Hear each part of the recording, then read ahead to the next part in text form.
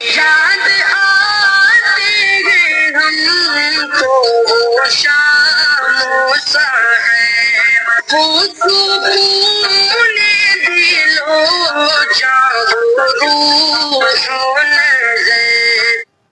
بسم اللہ الرحمن الرحیم۔ مشہور کویتی مفکر شیخ احمد القطان کہتے ہیں، ہائی وے پر میں اپنی گاڑی چلا رہا تھا، میرے ساتھ میری اہلیہ اور چھوٹا بچہ عبداللہ تھا جو راستے پر کھیل کود کرتا رہا۔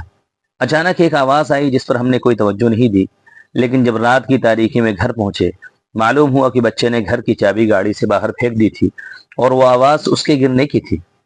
ہمارے پاس اس کے علاوہ دوسری کنجی نہیں تھی، اس لیے ہم گھر کے باہر حیران و پریشان کھڑے تھے کہ اب کیا کریں۔ اسی دوران قریب کی مسجد سے اذان کی آواز آئی۔ مجھے یاد آیا کہ اس وقت دعا قبول ہوتی ہے، چنانچہ میں نے اذان کے بعد یہ دعا کی کہ اللہ ہمیں اس چابی کا بدلہ عنایت کر تاکہ ہم اپنے گھر میں رات گزار سکیں۔ میری اہلیہ کو اس دعا پر بڑا تعجب ہوا، کہنے لگی کہ یہ کیسے ہو سکتا ہے، ہماری اکلوتی چابی گم ہو چکی۔ میں نے آپ سے بار بار کہا تھا کہ ڈپلیکیٹ چابی منوا لیں، لیکن آپ نے توجہ نہیں دی، اب ہم کیا کریں، کہاں رات گزاریں؟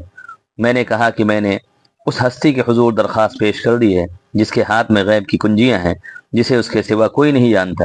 اس کے بہتر ناموں میں سے ایک نام الفتاح، دوسرا العلیم ہے، اس لیے وہ کنجی کی جہاں کو بخوبی جانتا ہے، جیسا کہ اس نے خود فرمایا وَعِنْدَهُ مَفَاتِحُ الْغَيْبِ لَا يَعْلَمُهَا إِلَّا هُوَ، کہ اسی کے پاس غیب کی کنجیاں ہیں، اس کے سوا کسی کو غیب کا علم نہیں۔ وہ دروازہ کھولنے پر قادر ہے، اس لیے تم خواہ مخواہ ادھر ادھر کی بات سوچ کر پریشان مت ہو۔ آؤ ہم مسجد میں جماعت کے ساتھ نماز ادا کرتے ہیں، اور نماز کے بعد انشاءاللہ کوئی شکل پیدا ہو جائے گی۔ شیخ احمد کہتے ہیں کہ مسجد میں جا کر تحیۃ المسجد پڑھ رہا تھا کہ اچانک میں یہ نگاہ ایک رحل پر پڑی جس پر ایک کنجی رکھی ہوئی تھی جو بالکل ہمارے گھر کی کنجی کی طرح تھی۔ اسے تقریباً 1 سال سے اسی جہاں دیکھ رہا تھا، گویا اس کا مالک کوئی نہیں۔ میرے دل میں خیال آیا کہ اس کے ذریعے کوشش کی جائے۔ نماز مکمل کرنے کے بعد اسے لے آیا اور بسم اللہ الفتاح العلیم کہہ کر میں نے اسے تالے میں لگایا۔ ایک حیرت انگیز منظر سامنے تھا، تالا کھل گیا۔ میں نے اپنی بیوی سے کہا کہ تم نے اللہ کے ناموں اور صفات کی عظمت کا مشاہدہ کیا؟ اللہ تعالیٰ نے یوں ہی نہیں اور بلا وجہ نہیں بتایا کہ اس کے 99 نام ہیں، بلکہ اس لیے ہمیں سکھایا تھا کہ اس کے ذریعے دعا کریں۔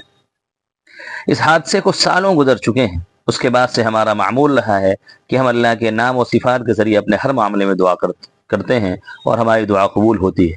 یہ حادثہ ہمارے لیے اللہ کی طرف سے ایک بڑے خیر کا ذریعہ بن گیا کہ اس نے ہمارے لیے گھر کے دروازے سے زیادہ اہم دروازہ کھول دیا، اور وہ ہے دعا، جس کے بارے میں حضرت عمر رضی اللہ عنہ کہتے ہیں کہ مجھے اس بات کا غم نہیں کہ میری دعا قبول ہوتی ہے یا نہیں، لیکن اس بات کی فکر ضرور رہتی ہے کہ دعا کی توفیق ملتی ہے یا نہیں۔ اگر دعا کی توفیق مل گئی تو قبولیت کی ضمانت ہے۔ اس قصے میں عقل مندوں کے لیے بڑی ایک نصیحت ہے، اور ان لوگوں کے لیے بڑا سبق ہے جو مادی اسباب پر نگاہ رکھتے ہیں اور مسبب الاسباب کو بھول جاتے ہیں۔ حالانکہ اگر کسی کو دعا پر یقین ہو جائے تو اللہ تعالیٰ اس کے لیے زمین و آسمان کے خزانے کھول دیں گے۔ السلام علیکم ورحمۃ اللہ وبرکاتہ۔